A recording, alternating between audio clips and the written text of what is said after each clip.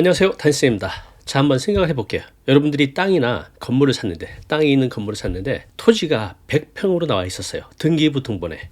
그런데 실측을 해봤더니 95평이에요. 또는 등기부 등본 100평인 걸 보고 샀는데 나중에 토지 대장을 봤더니 95평이에요. 이런 차이가 생기게 되면 큰 손해를 볼 수 있겠죠. 또 이때 누가 책임을 지게 될까요? 또 왜 이런 일이 생길까요? 자, 오늘은 이런 피해를 당하지 않도록 예방하는 방법, 또 확인하는 방법 자세히 알려드리겠습니다.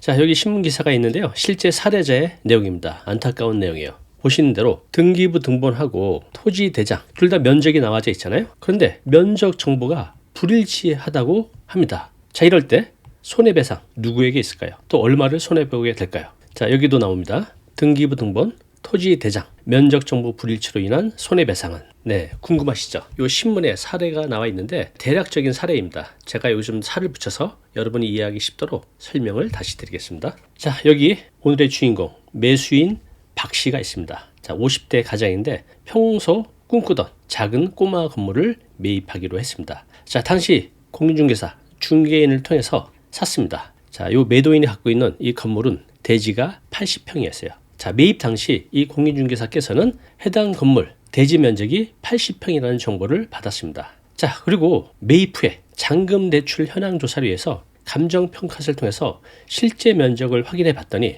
80평이 아니라 78평이었습니다. 2평이 작잖아요. 2평이. 자, 이게 얼마 아닌 것 같지만 이 지역 땅값이 굉장히 비싼 곳이었습니다. 평당 가격이 1억 원입니다. 그러면 2평 작으면 2억 원 가까운 손해를 보게 되는 거잖아요. 자, 그래서 매수인 박 씨가 공인중개사에게 따졌습니다. 자, 그런데 공인중개사는 이렇게 얘기를 했습니다. 아니, 거래 과정에서 내가 제공한 등기부 등본 나온 면적 80평인 거 확인했잖아요. 계약 당시 그 서류 보여줬으니까 나는 잘못이 없다고 답변했습니다. 자, 상황이 이해되시죠? 그러면 이때 과연 이 중개인 말대로 책임을 물을 수 없는 건지, 또 매수인 박 씨는 책임이 없는 건지, 이때 또 매도인은 실제 책임이 없는 건지 궁금하시죠? 자, 이것은 개별적인 사항을 좀 더 자세히 봐야겠지만 이와 같은 면적의 불일치가 생기는 것은 여러 가지가 있어요. 이제 그 중에 하나가 바로 이제 등본하고 대장 정보의 불일치, 이것 때문에 종종 생기는 경우가 있습니다. 자, 다시 말씀드리면 등기부 등본에 있는 면적하고 토지 대장에 있는 면적이 서로 다를 수 있다는 겁니다. 자, 대체 왜 이런 일이 생겼을까요? 자, 조금 복잡한 내용이니까 다시 한번 간단하게 정리를 해보겠습니다. 자, 매수인 박 씨, 자신이 원하는 꼬마 건물을 매입했습니다. 대지가 80평이지 않았는데 나중에 알고 보니 78평이에요. 2평이 작아요. 여기 평당 1억 원인데 2평이면 2억이죠. 자, 이때 매도인, 매수인 박 씨, 공인중개사 이 3명 중에 누구에게 책임이 있을까요? 자, 그리고 여기서 또 하나 짚어야 될 게 왜 등기부 등본하고 실제 차이가 있었는지. 자, 그리고 여기서 더 중요한 질문. 부동산 계약 시에 등본하고 대장 둘 중에 무엇을 기준으로 면적을 믿어야 할까? 네, 좀 복잡하죠. 그렇지만 우리가 이런 거 무시하고 계약했다가 이분처럼 큰 손해를 볼 수 있기 때문에 정확히 아셔야 되니까요. 제가 쉽게 자세히 설명드리겠습니다. 자, 책임이 누구에게 있을까? 이 3명이 다 있을 수도 있죠. 매도인, 공인중개사, 매수인 박 씨. 어떨 때는 공인중개사에게만 책임이 있을 수도 있고, 보통 이제 판례를 보면요, 매도인이 사기를 치지 않는 한은 공인중개사 또는 매수인 또는 둘이 같이 책임을 지는 경우가 판례에 많이 나와져 있습니다. 자, 그러면 매도인 조건부 책임 가능성이 있습니다. 자, 만약에 매도인이 이게 80평이 아니라 78평이라는 것을 내가 사전에 알고 있었는데 이것을 숨기고 계약을 했다면 고의적 기망으로 책임을 질 수 있다는 겁니다. 하지만 여기서는 매도인 역시 등기부 등본 이것만 보고 믿고 신뢰했기 때문에 직접적인 책임을 묻기는 어렵습니다. 그러면 매도인 빠지고요. 자, 매수인 박 씨 2억 손해잖아요. 자, 그런데 이런 경우는 부분적인 책임 가능성이 있습니다. 판례에 그런 내용이 많이 나와져 있어요. 계약 전에 당신도 토지 대장 그리고 실제 측량을 통해서 왜 확인하지 않았냐? 당신도 이런 과실이 있다. 특히 계약서 상에 등기부 등본상에 면적을 기준으로 한다는 특약이 만약에 명시되어 있었다면 매수자도 책임을 회피하기는 어렵습니다. 자, 마지막 공인중개사 책임이 있을까요? 공인중개사법에는요, 중개 대상물에 대해서 확인 설명 의무가 있습니다. 그런데 이것이 위반할 가능성이 있었다는 거죠. 자, 왜 그렇죠? 공인중개사는 거래 전에 등기부 등본뿐만 아니라 토지 대장 또 건축물 대장도 함께 확인하고 설명을 해야 될 법적 의무가 있습니다. 그런데 이걸 하지 않았다면, 근데 여기 내용을 보면 하지 않았던 것 같아요. 자, 그렇다면 명백한 직무상 과실로 손해배상 책임이 있습니다. 실제 판례에서도요, 공인중개사가 면적 차이를 제대로 설명하지 않아서 손해배상 판결이 난 사례도 있습니다. 대체로는요, 판결 내용들을 보면 공인중개사 그리고 매수인 양측이 일부 부담하는 걸로 판결이 많이 나오고 있습니다. 자, 그러면 등기부 등본, 토지 대장, 건축물 대장 다 아시죠? 도대체 어떤 차이가 있을까요? 내용이 다를 때 어떤 걸 믿어야 될까요? 알아보겠습니다. 네, 잠깐 공지사항 있습니다. 저희 어머니가 올해 85살입니다. 7, 8년 전에 무릎하고 허리 수술을 하셨거든요. 수술은 비교적 잘 됐는데 그럼에도 불구하고 이제 나이가 있으시니까 한 10분 이상 걸으시면 좀 불편하십니다. 저희 어머니가 이제 80살이 넘으면서 매 연말에 절에 가는데 내년에도 올해처럼 걸을 수만 있게 해주세요 라고 소원을 빕니다. 그 모습을 보면 마음이 많이 아픕니다. 네, 여기 신문 기사처럼 우리의 관절은요 30대부터 서서히 연골이 줄어든다고 합니다. 저도 한 몇 년 전부터 계단을 오를 때마다 무릎이 좀 아팠거든요. 근데 무시했었는데 어머니를 보면서 미리 관리해야겠다는 생각이 들었습니다. 자, 최근에 저하고 저희 어머니하고 같이 먹는 이제 관절 건강식품이 있는데 바로 이겁니다.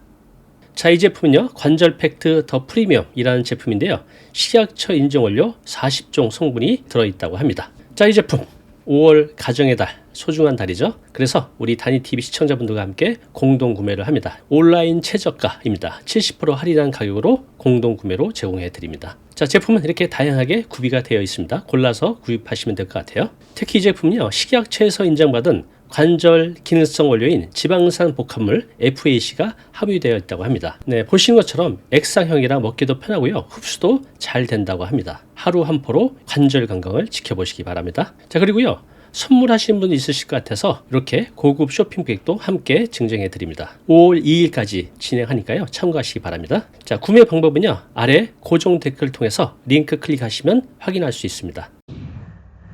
자, 누군가 법률 상담을 한 뉴스 기사 내용이네요. 네, 이런 내용인데 매수한 부동산의 면적이 계약상의 면적보다 작은 경우 대금의 감액을 청구할 수 있는지, 이건 케바케입니다. 어떤 사항인지 여기 자세히 안 나와 있는데 좀 복잡해요. 자, 그런데 이제 일반적인 내용을 한번 보겠습니다. 자, 우리가 부동산 거래 시 꼭 떼어보는 서류가 있죠. 뭐죠? 네, 등기부등본. 자, 일반인들도 이제는 알아서 이걸 잘 떼봅니다. 그런데 의외로 아직도 대장, 즉 토지 대장, 건축물 대장을 제대로 확인하지 않는 분들이 너무나 많아요. 자, 등기부등본 잘 아시죠? 이걸 왜 떼보는 거죠? 첫 번째, 소유권이 누구에게 있는가? 갑구에 나와져 있죠. 자, 을구에 또 뭐가 있죠?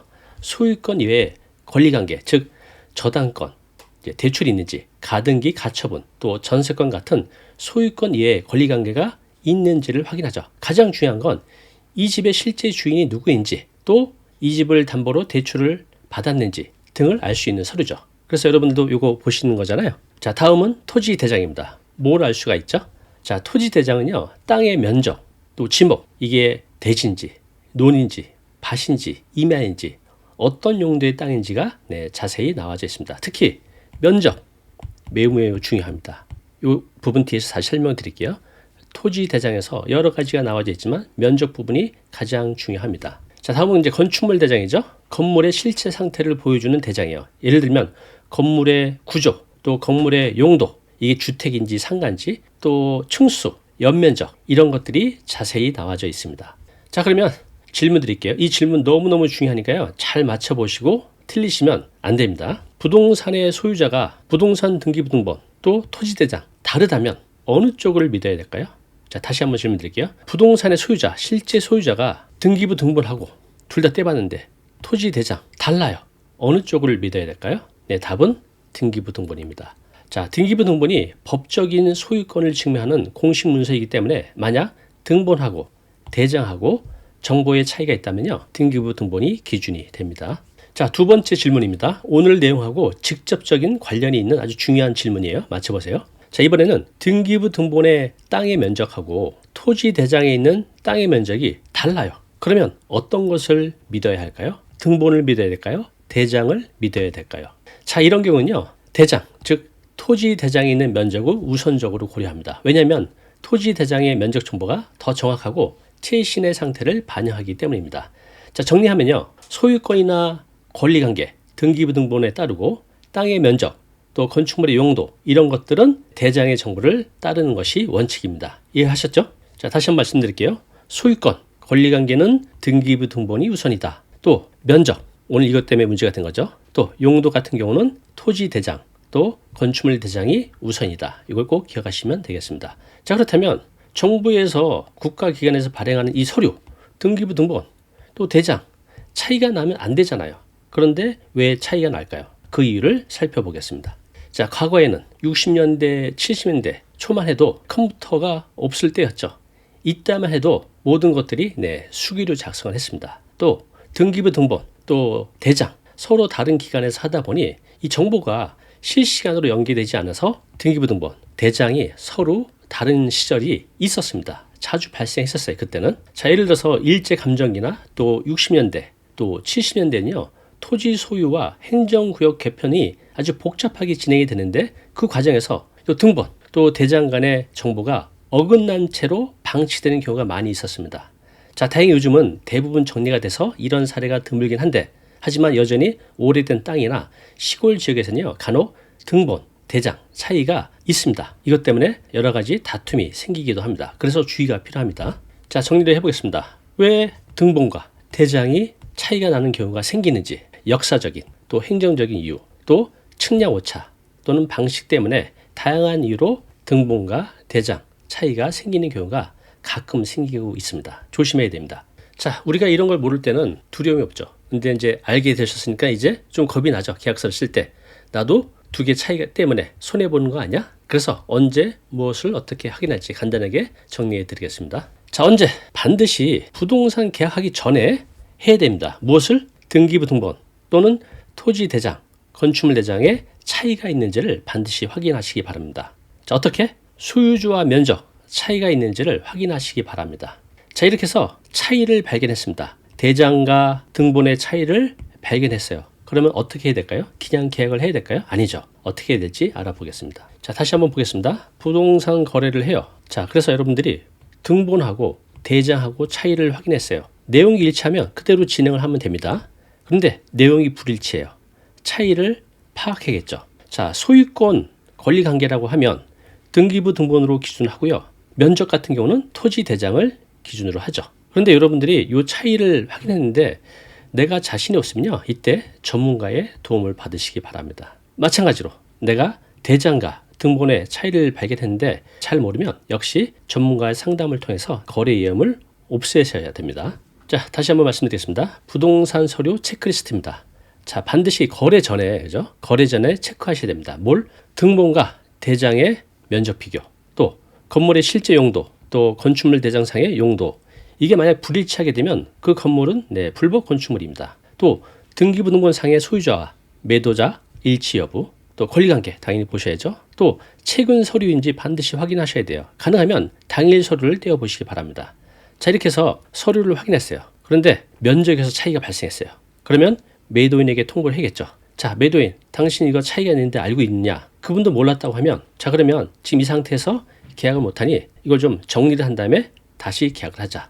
만약 모른다면 전문가의 자문을 받아서 진행을 하시기 바랍니다. 자, 제가 상담을 하다 보면 몇 억, 몇십억짜리 부동산 계약을 하는데 그냥 대충 하시는 분들이 너무 많습니다. 여러분도 한번 돌이켜 생각해 보세요. 내가 부동산 계약할 때 서류를 이렇게 꼼꼼히 봤는지 또 특약 내용을 꼼꼼히 봤는지. 자, 오늘 내용 보신 대로 내가 하나만 실수를 하면요. 송사에 휘말리고 또 크게는 몇 천, 몇 억의 손해를 볼 수 있으니까요. 잘 모르면 반드시 계약 전에 전문가의 상담을 받으시기 바랍니다. 자, 오늘의 한 줄 메시지입니다.